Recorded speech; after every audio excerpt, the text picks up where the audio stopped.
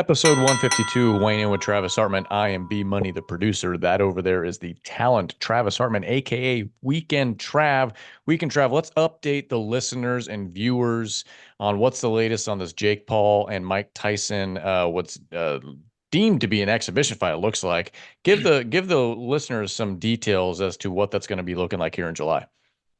So, like we said a long time ago, we kept updating people, and finally now we have a little bit of an update. And I wouldn't say it's breaking news, but it kind of is because Mike Tyson came out, I believe it was like 10 hours ago, and made this quote. It said, "The rumors are not true. Listen, this is called an exhibition, but if you look up exhibition, you will not see any of the laws that we are fighting under. This is a fight." So, what I want to update everybody is and say, there's still no talk of a headgear. There's still no talk of 18-ounce gloves. There's still no talk of the round numbers or the length of the rounds either. Only thing that I can tell you for sure, though, it's an exhibition. And when it's an exhibition, that means that it will not be judged. There will not be referees and they will not release a decision. But that doesn't mean that they can't knock each other out still. So that could possibly happen. And Tyson acts like that's what he wants to do. So that is there. Tickets still haven't been released, though. And this is talking about July 20th, Mike Tyson versus Jake Paul. So far, it's just been labeled an exhibition. The rest of the rumors are BS. Don't believe them. They have not said one thing about a headgear. They have not said one thing about the gloves. They haven't even said the round length yet. But what they did say is Tyson has now confirmed that they won't sanction it as a pro fight, which I believe that's probably because of the Texas Athletic Commission, which is probably correct. Tyson's 57, I almost think we do. 58. Yeah. So it's probably the smart thing to do because he's fighting a 27-year-old, even though I still think Tyson has a chance. But so that's it. So far, Mike Tyson versus Jake Paul, which everybody keeps asking us about, be money, like we know everything. But you know what? I do think you guys should come to us because we have been the only ones that have been accurate up to this point. I even saw a bunch of my very smart boxing friends posting that this was an exhibition, this is headgear, this is 18-ounce gloves. I'm like, guys, nobody has ever I don't know confirmed for a that. fact. I think it's just more assuming that's what the commission's going to allow. But yeah, I think, I mean, you'd expect it to be an exhibition. I think anyone, Yeah. including Tyson, would be wildly surprised if it was sanctioned as an actual professional fight. I just don't think that's going to be the case. The weird Um, thing is, B Money, I see odds though. hmm. How can you have odds if they're not gonna sanction it as a fight? I don't understand that. As long as there's enough people that willing to gamble on both sides of it, there's going to be odds makers. So it doesn't have to necessarily be anything professional. It's, as long as there's somebody that's willing to take both sides of the bet. So, But how are they gonna render a winner and a loser if it's an exhibition? Because they're not. that's a good point. So maybe I got to look. I haven't looked into any of the gambling side of it, whether or not that to take one of them as a victor, it's got to be a knockout. Because if that's the case, then I'd imagine that has to be it, right? If there's no judging activity, Mm-hmm. but still. So basically, the update is there's not a lot of update other than the fact that we think, based on Tyson's comments, that we're looking at an exhibition bout, but no real other specific details out there. Still rumored the gloves are heavier. Still rumored there's no headgear. Yeah. Still rumored that the rounds might be 2 minutes, but probably not. I'd imagine they're 3 minutes. Yeah. So a lot of rumor tied to it. I think based on assuming what the commission may or may not pass through. But one thing's for certain so far, it's still July 20th, still in Dallas, Texas, still on Netflix, still Jake Paul and Mike Tyson until otherwise noted. Check back with us. Nobody else. There you go. We can try switch gears. We had a blockbuster fight, just a dog fight here. We had your boy Fundora taking on Tszyu, right? I mean, that's and this was one that just, ooh, bloodbath, good fight, good hard-nosed fight. I tell you what, this gave the fans what they were looking for, and I was actually shocked. I was surprised by the outcome. I didn't think Sebastian Fundora had it in him to go to the lengths here with Tszyu, especially this kind of a Yeah. fight, this kind of a Yeah. nasty fight. And to him, he is the victor here, winning those belts. So Weekend Trav, give everyone at home listening your thoughts on this fight that was there on Amazon Prime, their first Yeah. foray into the boxing pay-per-view realm. Yep. Let's talk about this one here. Sebastian Fundora taking on Tszyu. So this is a crazy fight because if anybody knows, Tszyu was supposed to fight Keith Thurman who he actually was a pretty big favorite over. And if anybody knows, Tszyu is the son of Tszyu, who is a former world champion and Hall of Famer. So it's kind of cool to see a son doing that because you don't see sons achieve this type of level usually when the dad is a world champion Hall of Famer. Usually the sons just for whatever reason don't live up to that. Well, Tszyu's right there. He's a world champion. He owned the WBO title, and then they were fighting also for the WBC title, which had also been vacant. So this was for the WBO and the WBC. And Sebastian Fundora took this fight on, I believe it was like what, 10 days notice. Pretty short, yeah. So I love this B Money because I jumped back into our archives of weighing in with Travis Hartman, and in 2021, Sebastian Fundora was my breakout fighter of the year and the fighter to look forward to. And although it took longer than I expected, because on the podcast, I thought towards the end of 2021, he would get a world title shot. Well, he got a world title shot at the beginning of 2024, but I did say look out for this guy. I did say pay attention to this guy. He's just a wiry, weird matchup for anybody. And guess what? He was the same for Tszyu, who was 5'8". Sebastian Fundora is 6'5.5", 6'6". In that fight, the face-off was insane, but it ended up going the distance. But what was awesome about it was awesome for us because we got to watch, not be inside of there, because Tszyu got cut on top of the head. I believe it was from an elbow that kind of came down. It was an accidental. Early too. Yeah, it was one. I think it was in the early quarter of the rounds, and it wasn't on purpose. It's just one of those deals where he's a taller guy, and that just happened to come down top of the head. Cut him so bad. It was disgusting. Blood all over his face. It's kind of one of those things what, that's what warriors are made of. And Tszyu could have easily checked out, but the guy didn't. He came and he fought. It ended up being 116, 112, 116, 112, 115, 113. So it was, I mean, it's a split decision, mind you. By the way, it was 116, 112 for Tszyu, 116, 112, 115, 113 for Fundora. So Fundora wins the world title, beats Tszyu in a blockbuster fight. It couldn't have been more perfect for Amazon Prime pay-per-view to jump into the mix because they've been getting a lot of crap because PBC went out of business and the PBC kind of turned their fighters over and they're fighting for Amazon now. So it ended up more than delivering B Money. Very solid. And tell you what, Tszyu's really showing just old school mentality, grit in there. And so we like to see that. I mean, very questionable as to why Sebastian Fundora got this on the short notice. Very. Why was he the one that got picked? Cherry picked, I would say. But it ultimately for the promoters worked out probably the way they wanted it to work out since he was the one picked. And so now we move on. It looked like as of today, Sebastian Fundora has some sort of maybe a medical suspension taking him into the latter part of the year. So he's going to be on the shelf regardless for months, 6 months, probably. I mean, so will Tszyu too, right? Yeah, you would think, but it was kind of questionable as to why why Fundora is. And because there was now the who's next? We had the big fish show up, Errol Spence Jr., which it's like, okay, well, don't you think that instead of being hand delivered a title fight with somebody, maybe after you got your ass handed to you significantly by Terrence Crawford, like one-sided, lopsided, maybe you should have like a tune-up fight to get to that point again. That's my opinion. But there's plenty out there that love Errol Spence that would go against exactly what I said, basically telling B Money to shut his mouth and blah, blah, blah. But I don't think Errol Spence deserves that fight. You would think, and it sounded like it was going to be Terrence Crawford now being teed up for that. But I think Terrence Crawford now has some other business to attend to that sounded like that was starting to break either today or yesterday. For a different vacant title at 154. I don't know. There's a lot of question marks, I guess. But either way, Fundora's out, for 6 months, one way or another. It doesn't really matter.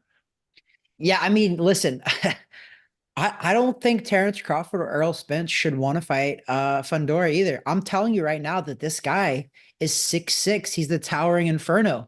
He's going to give everybody issues because of that. And unless you're this massive knockout puncher, like I think Brian Mendoza is the only guy who knocked out Fundora in his last fight. Previous, by the way, he didn't win to earn this title defense or this title opportunity, mind you. But in my opinion, I do think he's up there and deserving of somewhere in that mix because he is good. That was a one punch knockout. That can happen to anybody. I get that. But why didn't the guy that knocked him out get that opportunity as well? Right. So It's weird because I don't know all the specific details, but I know last year when his sister also got a title fight and won, mhm. I think at the same time we were both like, why was she handpicked for this one? Because I think she was coming off of a loss as well. It's just kind of weird. Like the Fundora siblings are now I don't, both title holders, I think which I think she's undefeated though. I are we think. sure? I don't know. I got to I check think on she that. is. There was something I remember just kind of scratching my head, like why? But it's fine. I mean, more power to them. I'm not trying to say take anything away from them necessarily, but it's good for them. Right place, right time, and they delivered when it mattered. So good Yeah. for them. Yeah, I mean, win or lose, Fundora delivered that fight. I mean, Yeah. even in the fight that he lost, he still delivered because it was a knockout and everybody loved it. He folded him up pretty good, but good for him. He is now the WBO WBC champion of the world at light middleweight, which is 154. I think that they're going to do the right thing, and I think the right thing is to offer a rematch to Tszyu because that is the right thing. Tszyu didn't have to fight him, which is weird. You mentioned that. I don't know how Fundora got pushed in there because Tszyu was on the A side. He had a bunch of money coming from Australia pay-per-view. So he had a big audience that was going to help push this Amazon pay-per-view. So I don't know why they chose Fundora on Oh. short note. How do you choose a guy who's 6'6" on 10 days notice? You can't bring in enough guys to spar with to get you used to. He's 5'8", It, B it money. might be that it was just such an abnormality with size difference and the way that you have 10 days basically to market this thing. So what do? You try to put it where it's just such an oddity to Yeah, see, that's what it was. And so I think that's what it was. If they would have thrown some other contender in there that was, pretty much matched up, same height, same size, yada yada, it probably wouldn't have the intrigue. This because of those differences in size and appeal had a bit more intrigue to it. And you know what? Fundora capitalized on it. So congratulations to him. Hopefully he bounces back soon. We got to find out and go into the details of what's going on exactly there, why he has this suspension, medical suspension, I believe, Yeah. with that. So we got that. Also on that card weekend, Trav, we had Ooh. we had the one and the only Rolly Romero was taking on one Isaac Cruz, the Pitbull, Isaac Cruz. Yeah. We mentioned a week ago that we thought this was going to be kind of a weird matchup because Rolly Romero's is kind of, it's not that he is super skilled. He's skilled enough, but he's slippery. He's Yeah. weird. He's weird in Yeah. the ring. And Isaac Pitbull Cruz is kind of a no nonsense, get in tight, go right at you with your forehead down. A And pit bull literally his nickname. Like he fights yeah. like it. And how are those two styles going to mesh in the ring? Well, we can now tell you how it's going to mesh in the ring, and that is by Rolly Romero getting knocked the F out. Well, TKO. I mean, he Yeah. was knocked out. Not lights out, but knocked out. Yeah. Yeah. It Yeah. did it didn't pan out well for Rolly Romero. So we can Nope. try. What do you think there? I mean, honestly, I thought that was what's going to happen. I mean, Rolly, another guy who was on the A side, I mean, pay-per-view numbers wise, where you can kind of pick and choose who you fight. The fact that they picked and choose Isaac Pitbull Cruz was the stupidest thing they could have done because I could have told you, even if you don't win that fight, you're gonna look terrible because Isaac Cruz made Gervonta Davis look terrible, and it was the closest fight that Gervonta Davis has had to date was Isaac Pitbull Cruz. So this guy's tough, rough, and could possibly beat you too. And guess what? He did beat Rolly, and Rolly said, "You guys better call Peter after this because I'm gonna beat this Pitbull so bad." Well, guess what, bro? Who are we supposed to call now to go pick up Rolly? I'm not gonna lie, I wouldn't mind watching Rolly Romero again. He just has that persona and look that I want to see him get knocked out again. And so He I does. He think does. He does. I think people might tune in again to him for that purpose because we just want to see him get knocked out. It's fun to watch him get knocked out. Leading up to the fight, he talks a lot of smack and it's funny and it's good, but we just kind of want to see him get knocked out. So I think it works out. I don't know who would be next in line for either of these two guys or whether or not they had a rematch clause I or got whatever. somebody. Okay, Let me let's hear it. let me float this name by you for Rolly Romero. Okay. Adrian Broner. Oh my gosh. There's Two not guys enough. that we want to see get knocked out. There's Why not not enough. face each other? There's not enough recording tape on there to listen to both these guys Could you talk imagine the leading build up up to to this. that? Could you No. imagine? Ugh. Would I would that is the okay, I'll tell you this right. That is the only fight that I would tune into if Adrian Broner fought again. They would have to Otherwise, I have wouldn't. they'd have to have their face-offs outdoors because they couldn't contain the size of their heads and their ego inside of a stadium or indoors. They'd have to do it all outdoors. But yeah, I wouldn't mind. Is there a way for both of them to get knocked out in the same fight? Could we have one of those same punch knockouts? Oh, It does happen. that'd be It's beautiful. happened. That'd be beautiful. The whole crowd would just erupt, and the whole Yeah. world would be like, "You guys need to retire now because we're all happy." Yeah, so there you go. So congratulations, Isaac Cruz. You won some belt on that thing. But to me, Isaac Cruz just has a marketability problem. So I think he will encounter that throughout the remainder of his career. Great, hard-nosed fighter, but kind of one-dimensional and hard to market, in my opinion. That's just my opinion. No, he's very hard to fight, and he's a very difficult fight. Like I said, anybody that wants to fight him, they know that they're in for a dog fight. Hence his name, Pitbull Cruz. But Sean Gibbons is a very, very smart guy who helps run Manny Pacquiao's promotion company. Also does Pitbull Cruz. Also, Sean Gibbons is a good friend. Love you, Sean. But it is very tough, I think, for him to get big fights for Pitbull Cruz because of that. He's a very he's got that dog in him. Do you know what I mean? Like he's got that literally, he's the pit bull is his nickname, but he's got that dog in him. He's not a pretty boxer. He's going to come out there. And if you beat him, it is going to have to be the ugliest and toughest fight that you've ever had in your entire life. And that's exactly what happened with Gervonta Davis. So I think the only fight for Pitbull Cruz is, and he's probably deserved it, is the rematch with Gervonta. But if Gervonta's smart, Gervonta ain't going to do that. No, he would be very well off to pass that on. Yeah, we'll see what happens. Even with Gervonta, he's been somewhat quiet recently. I think kind of waiting to see how everything pans out with Devin Haney and Ryan Garcia later on in April. We can trap. There was what is dubbed as what we think could potentially be a fight of the year, definitely British fight of the year, and that was also this past weekend. Our correspondent Dave Schroeder actually covered this on his video post on our YouTube channel. Check it out if you have yet to do so. The link is below in the description for his latest installment of what do we call this? What do we call it? The UK roundup. The UK roundup. And so this talk to us about this British heavyweight fight that was also this past weekend that was covered very well by Dave Schroeder. Yeah, I mean, Schroeder was spot on with this because it turns out that the viewership of this peaked at 1.7 million viewers, a fight that nobody had really talked about or heard about, but it was a top 15 in the world rated, number 6 WBO, number 11 WBA, number 12 IBF, number 15 WBC. Fabio Wardley, who was 17-0 with 16 knockouts. He's faced the 2020 super heavy bronze medalist Frazier Clark, who is 8-0-1. So nobody really heard about this fight. Nobody was really had huge expectations. But guess what? It turned out to be possibly fight of the year, according to Dave Schroeder. And I'm not going to say I disagree. I think it's going to be a candidate for a fight of the year. I think Dave Schroeder could be on point there. And I think that this is the first quarter of boxing in 2024. I said it last year. It was 2023. It was my Jordan year for boxing, one of the greatest years we've had in a long time.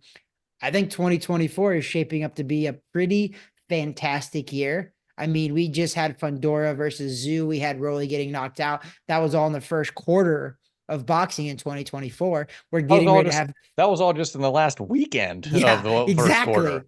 And we're getting ready to have Devin Haney versus Ryan Garcia, which the first quarter of those buildup of that fight has probably been the most epic I've ever seen in my life, and not in a good way. But boxing is hitting on all cylinders. I think that you guys should head over to Dave Schroeder's UK Roundup and check it out. That's Fabio Wardley versus Fraser Clark, heavyweight clash over in the UK. I think you should definitely tune in. It's about a 5 to 6 minute video. Dave Schroeder will update you. We have the link in the description below. If you're following us on YouTube, it is there. So just open up the description, click that link. While you're at it, go ahead and subscribe to this channel too, because if you want some of that UK flavor on top of what we do here on the podcast, which is usually more domestic, we do sprinkle in the main fights that go on, let's say in Japan or in England and in Saudi and all the places, but for the UK specific flavor, tune in, subscribe to our podcast channel, Weighing In with Travis Hartman. You're also going to want to hit the bell icon to get alerted when we drop new content, including Dave Schroeder's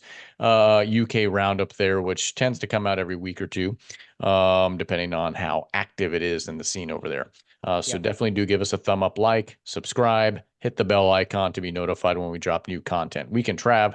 As you were talking, I was going to, because you mentioned the two names and you mentioned the fight coming up in April, and that's Devin Haney, Ryan Garcia. I was just trying to get updated on the Vegas side of things here. Ryan Garcia is a massive It's a underdog. massive underdog, but I wanted to get the updated here. I think minus 750, right? That's May. I don't want May. I got too far. Give me 1 second. Here we go. Yeah. So Devin Haney minus 750, Ryan Garcia plus 500. Good night. That probably isn't very good, but let's see. I'm more than likely assuming it's Devin Haney by decision is probably total rounds.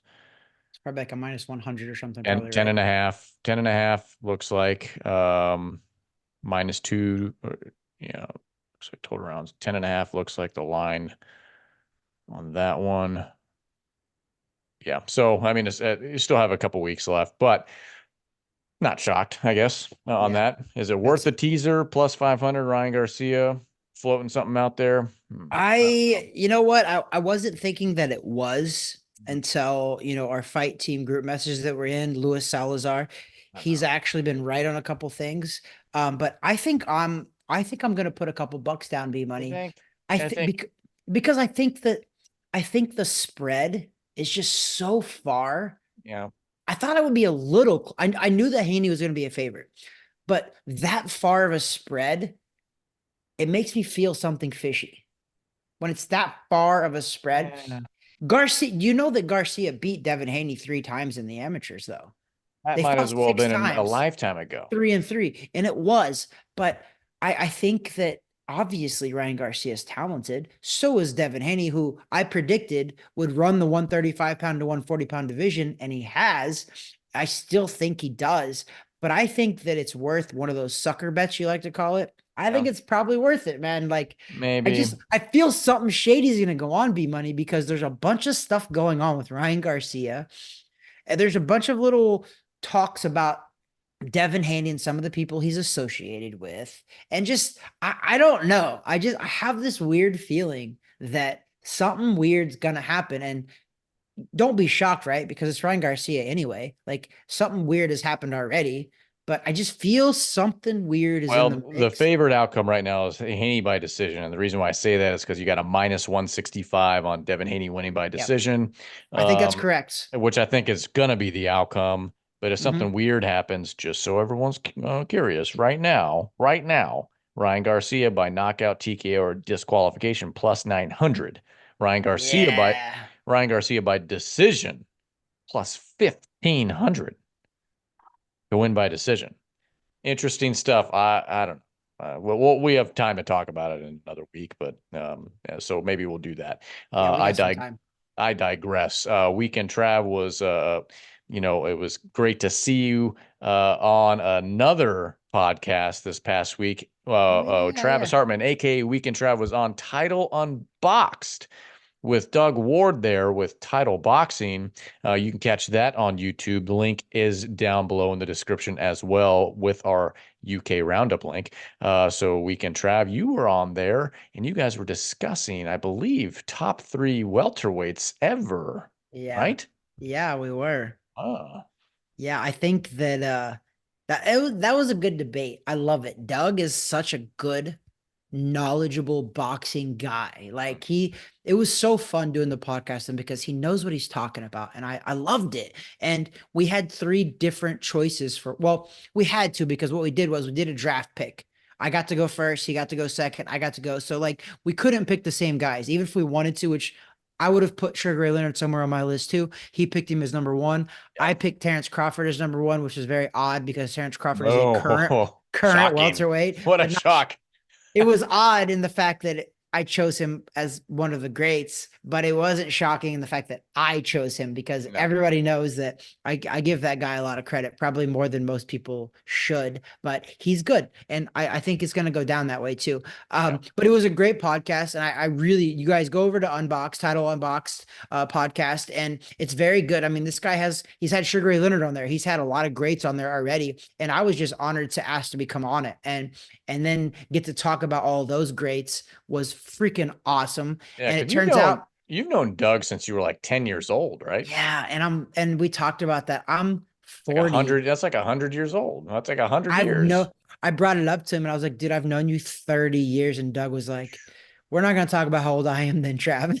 Doug looks phenomenal for his Looks age. great for I his don't age, even man. know how old he is, but I No. know that I've known Doug for literally 30 years, which is insane. But when you meet good people in the boxing world, B Money, you try to keep them around because there's a lot of snakes in boxing. There's a lot of people that are not the best of people in the boxing world. So when I meet guys like Doug, I just like to keep him in my circle because he's a good person and he Sure. also knows boxing. So it was really fun going on the podcast, and I go check it out. Title Unboxed. Go over Um, there. So if subscribe to that podcast too, if subscribe to ours, but also subscribe to theirs. And if you're not going to subscribe to ours, subscribe to theirs and vice versa. Might as well. Why not? You're going to get good content. Doug puts out good stuff. It's not just, I mean, he interviews like everybody under the sun. Got guys you've Yep. never heard of and guys you have definitely heard of.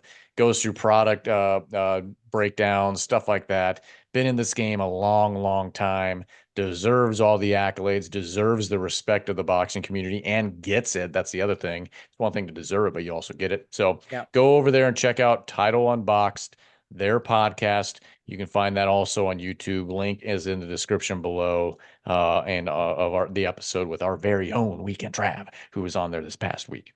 So, And their camera was phenomenal, well, yeah. mind you. Well, B Money. your camera sucks. I mean, I'll be honest with you. Your computer camera is not very good. Listen, I'm on my computer. I'm on my I know. MacBook, bro. Well, I mean, I have Where's I'm on a computer too. I just have a nicer but webcam. we're zooming. I got a I know. 2013 MacBook Air. So Well, we also I'm gonna upgrade B Money. I'm gonna Doug upgrade. also has a production team and all sorts of stuff. It's not like he's out He there does. tinkering and doing his own thing. He's He got a does. staff that takes care of this stuff.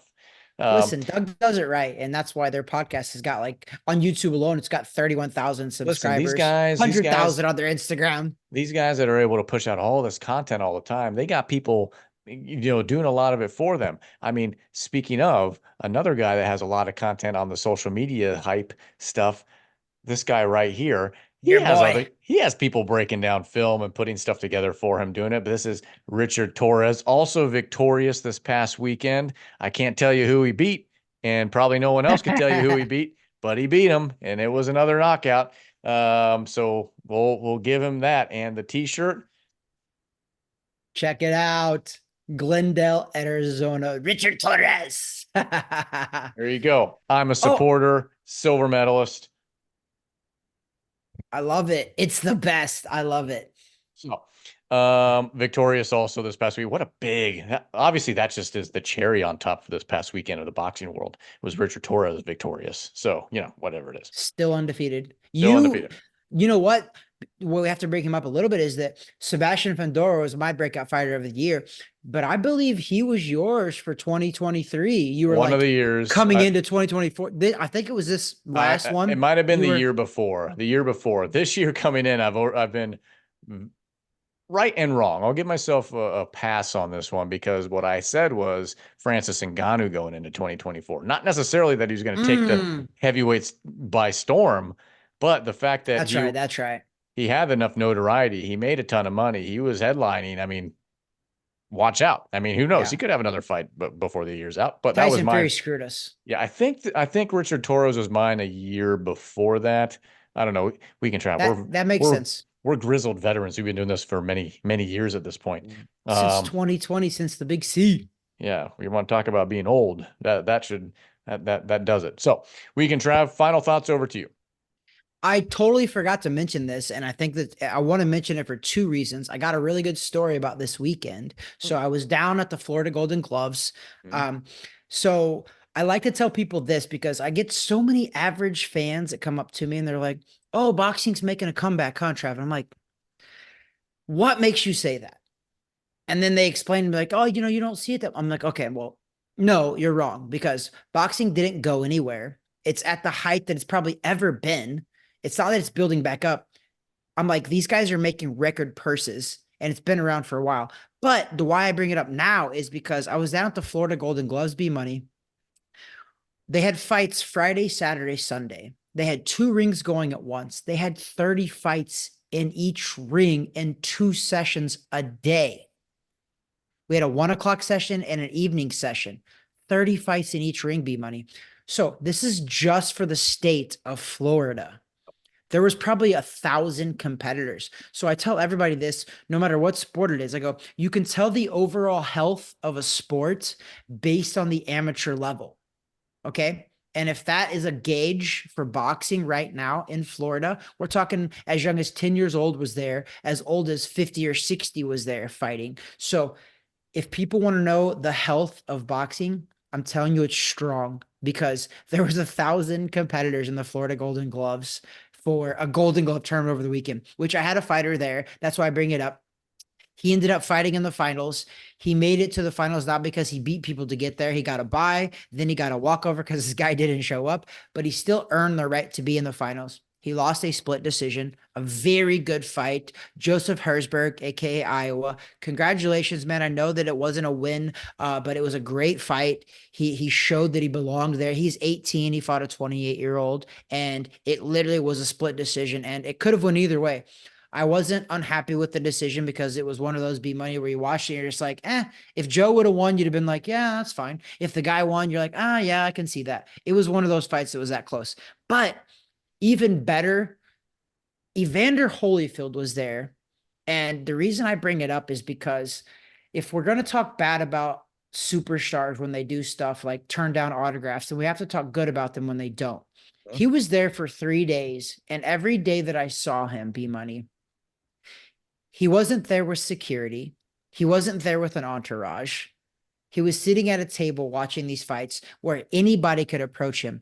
And people respected him enough that they didn't like bombard him, but they did come every once in a while asking for a picture and an autograph. For 3 straight days, I never seen him turn down one picture or one autograph. Okay. And it's Evander Holyfield. He beat Mike Tyson twice. This guy is a Hall of Famer and he will go down as, one of the great heavyweights. Yeah. Right. So like when I see guys like that, I was just like, I don't know, man. I was so impressed with him and the fact that he did that I needed to talk about it because he deserves so much respect for that. He is the people's champ, man. I mean, This guy is he didn't even have an entourage. When he left by himself and nobody bombarded him because people respected him. And I say that because I remember Mike Tyson saying this one time about Floyd Mayweather. And Floyd Mayweather wants to talk about how he's the greatest and he's the best ever, the TBE. Well, I think in the ring, yes, he is one of the best. I'm not going to say the best, but I think that Mike Tyson had a good point because he goes, Floyd Mayweather's a scared little boy because he can't walk around unless he's got 5 security guards around him. So when you can walk around with the people who made you and they respect you and they allow you to walk around like a normal person, I think that's phenomenal. And people respected, at least it was the boxing world. So that's different. I get it.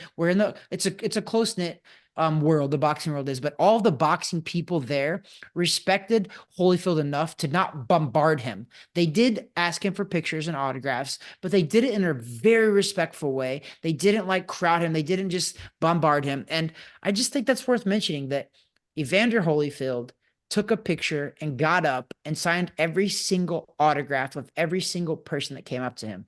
He didn't turn away one person. Okay. It was a stark contrast to another fighter that was there watching the event that was turning down everyone left and right that tried to approach for an autograph or a photo, and that was one Travis Hartman. He was ruthless to the fans. He was rejecting little kids left and right. My time is precious, is what I kept hearing him say. You know what? It's pretty cool. I didn't do that, but Evander Holyfield actually was ringside for one of my boxing matches, and I wasn't going to take a picture with him, mind you, until our group chat fight team was like, you got to do it, Trap. Yeah. So finally, at the very end, the very last day, I walked up to him. I had a conversation with him because I've got a picture with him from HBO boxing card in St. Louis, Missouri. He was ringside for my fight in Oklahoma City, and we actually rode the same plane home. I chatted with him quite a bit, and then now I got a picture with him in Florida. So I did take a picture with him. He was so gracious. I talked to him about my boxing match that he was ringside with, and I got to tell this story because it's a cool story. I lost that fight. However, in the first round, I almost knocked the guy out. And the only reason I bring it up is because when I seen when I seen Evander Holyfield at the airport the next day, we flew one of those little jumper planes over from Oklahoma to Texas. So it was a 20 passenger seat plane. So it was small. So me and him were sitting at the airport right beside each other before we got on the plane. And I went up to him, was like, hey, Mr. Holyfield, like I fought yesterday and I saw you there. It was a charity event. And he was like, yeah, he's like, I remember you. He goes, I looked over at my manager in that first round and I said, I think this white boy's going to knock this black kid out. And like Evander Holyfield said that to me. And I was just like, I appreciate that, but I still lost. But it was, yeah, exactly. But he literally, that was his words out of his mouth. And I just kind of laughed. I was like, that was kind of cool. But regardless, it was a good weekend. The Florida Golden Gloves is, if there are any indication of how boxing is doing across the United States, it's a good indication because it's very strong right now. There's a lot of amateur boxers. There's a lot of talents. And it's coming up. Obviously, the pros are going to cycle off eventually. These new breed will come up. But when it does, I think it's healthy. And I think we have a lot to draw from. It can't come back if you never went anywhere to begin with. So it's not that boxing's back. It never left. Get it through your heads. That's my final thought of episode 152 of Weighing In with Travis Hartman. I am B Money, the producer. That over there is the talent. Weekend Trav. God bless, guys. That there is B Money, aka producer, aka the man, the myth, the legend. I've jacked the ending up, but I can do that sometimes. Also, I gotta represent Design to Heal. I love these guys, and I'm rocking their t-shirt today. God bless.